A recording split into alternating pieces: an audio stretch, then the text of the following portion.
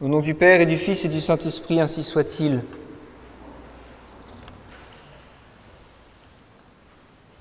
Bien chers fidèles, le temps de notre vie est un temps de grâce.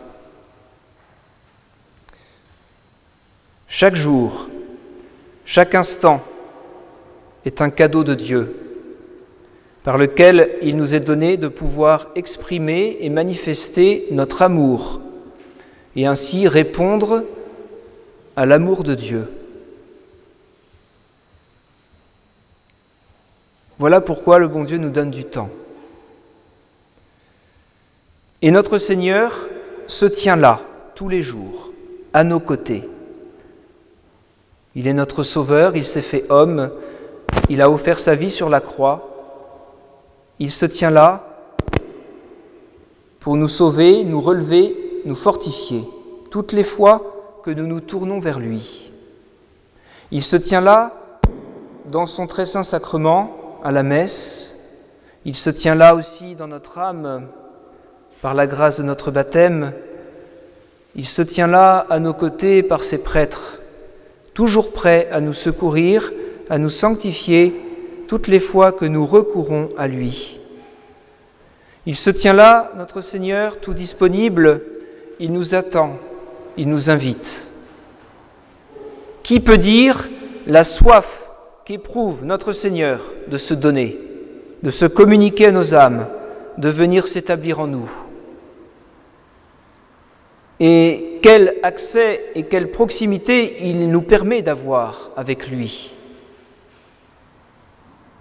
Certes, cela est caché sous le voile de la foi. Caché, c'est vrai, mais nous savons par ces paroles et nous croyons de toutes nos forces à cette présence divine de Jésus dans la Sainte Hostie. Et nous croyons de toutes nos forces à la puissance des sacrements qui puisent leur efficacité dans le divin sacrifice de la croix. Sacrements qui viennent transformer nos âmes, rétablir l'ordre, nous unir à Dieu. Les sacrements sont les divins moyens que Jésus lui-même a établis, institués et par lesquels il se penche aujourd'hui et chaque jour sur nos âmes pour nous visiter, nous guérir, nous nourrir, nous fortifier. Notre Seigneur, par les sacrements qu'il a institués, ne cesse d'être présent parmi nous tous les jours, prêt à intervenir, prêt à venir s'établir en nous, dans la mesure où nous le voulons bien, dans la mesure où nous lui laissons de la place en nous, dans notre âme, dans nos journées, dans notre vie.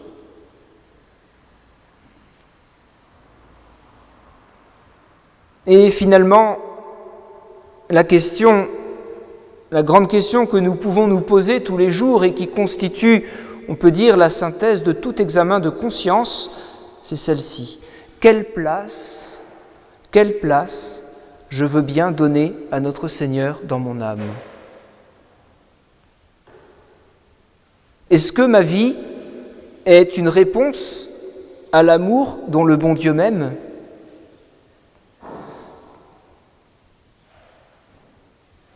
Cet amour de Dieu, ce motif d'amour pour lequel nous agissons, pour lequel nous voulons agir, ce motif d'amour, de réponse à l'amour de Dieu, va donner vie à nos moindres actions.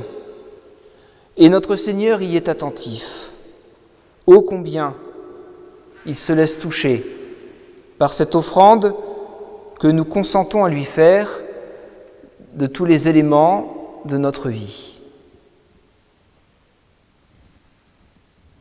Combien notre Seigneur est attentif et sensible aux pensées que nous faisons monter vers lui. Et c'est d'ailleurs ce qui doit nous redonner courage. Nous nous savons si faibles, si inconstants. Nous avons tellement vite fait de retomber et de retourner à nos mauvaises habitudes, mais nous devons nous rappeler toujours qu'un seul regard d'amour vers notre Seigneur crucifié pour nous remet dans le bon sens. et que la puissance du sang que Jésus a versé sur la croix est capable, en un instant, de rétablir l'ordre dans notre âme. Ne nous pensons jamais ici-bas sur la terre coupés de Dieu. Quand bien même nous sommes pécheurs, nous pouvons à tout moment nous tourner vers notre Seigneur, lui exprimer notre regret, notre détresse, lui dire que nous voulons l'aimer malgré tout, par-dessus tout, que nous avons confiance en sa rédemption, en son sang si précieux versé pour nous sur la croix. Cette croix, elle demeure plantée dans le monde de manière inébranlable. À tout moment, nous pouvons recourir, porter notre regard vers cette croix sur laquelle notre Seigneur a offert sa vie. Et cette croix, elle est source de vie, de rédemption, source intarissable. Nous voyons aujourd'hui dans l'Évangile notre Seigneur qui se rend à Jérusalem. Il est entouré de ses apôtres. Il est précédé et suivi d'une grande foule qui l'acclame et qui lui fait un triomphe. Ce passage de l'Évangile a lieu le jour du dimanche des Rameaux, le premier jour de la Semaine Sainte. Notre Seigneur, sur la route qui descend du mont des Oliviers en direction de Jérusalem, s'arrête quelques instants et il porte son regard sur la ville sainte, la ville de la grande promesse de la venue du Sauveur. Et là, alors que pourtant tous ceux qui l'entourent l'acclament, les apôtres sont enthousiasmés devant cette manifestation de dévotion, d'amour, de reconnaissance de la royauté de notre Seigneur. Les apôtres sont tout dans l'enthousiasme. Lui, Jésus, est ailleurs. Il regarde la ville. Son cœur se serre. Et des larmes jaillissent de ses yeux divins. Et voici ce qu'il dit. « Si en ce jour qui t'est encore donné, tu savais, tu avais su reconnaître toi aussi le temps où tu étais visité. » Ce regard que notre Seigneur porte sur Jérusalem à quelques jours de sa passion, à l'entrée de la Semaine Sainte, ce regard, il le porte aussi sur chacune de nos âmes. Il le porte, ce regard, aujourd'hui et chaque jour sur nos âmes. Si tu savais reconnaître toi aussi le temps où tu es visité.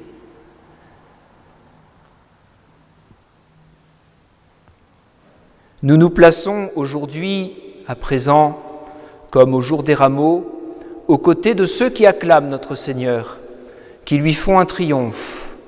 Nous nous rendons à la Sainte Messe, comme chaque dimanche. Nous avons à cœur d'honorer ce jour qui est celui du Seigneur, le jour du dimanche. Nous venons à la messe, nous récitons le Gloria, nous récitons le Sanctus, l'Agnus Dei. Mais donnons-nous véritablement et profondément en nous, à Jésus, cette première place royale et divine qui lui revient? Notre Seigneur règne-t-il véritablement dans nos cœurs?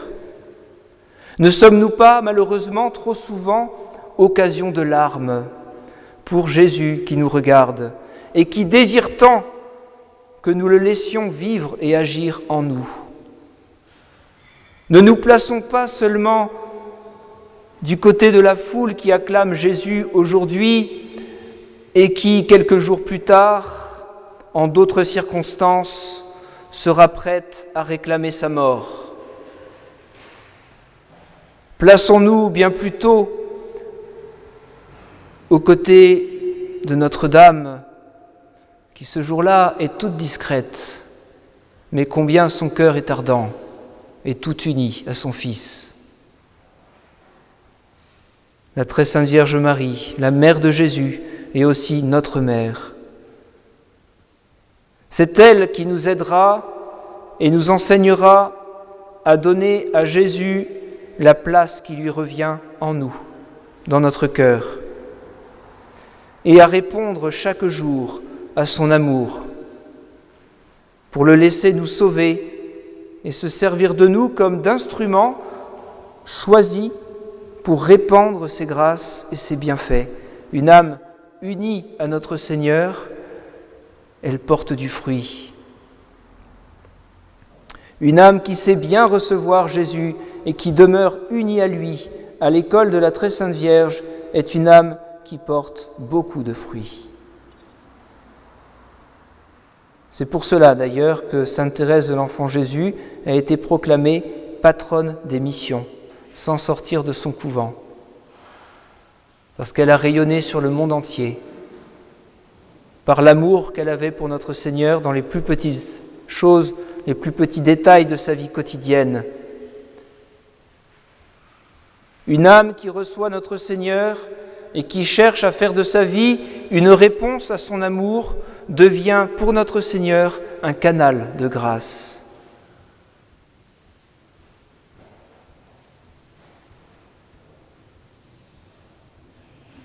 Si nos vacances d'été pouvaient se laisser éclairer de cette lumière. Nous sommes loin, c'est vrai, de répondre comme il faudrait à l'amour que Jésus a pour nous, à l'amour du bon Dieu, mais reconnaissons qu'aujourd'hui encore, il nous fait l'honneur de sa visite et qu'il nous appelle à le laisser entrer et régner dans notre âme, si nous le voulons bien. Donnons-lui donc cette place royale, cette place divine dans notre âme, non seulement pendant le temps de la messe, mais de plus en plus dans tous les aspects de notre vie. Le temps de notre vie est un temps de grâce, un temps de miséricorde, où notre Seigneur s'offre à nous visiter pour nous sanctifier et nous unir à lui. Ne gaspillons pas ce temps si précieux qui s'écoule et qui ne repasse pas. Mais avec l'aide de la Très Sainte Vierge, vers qui nous nous tournons avec une immense confiance, nous renouvelons notre désir, notre volonté de vivre pour notre Seigneur, qui a tout donné pour nous. Que notre vie soit vraiment le signe et la preuve de cet amour que nous avons pour Jésus. Ainsi soit-il. Au nom du Père et du Fils et du Saint-Esprit, ainsi soit-il.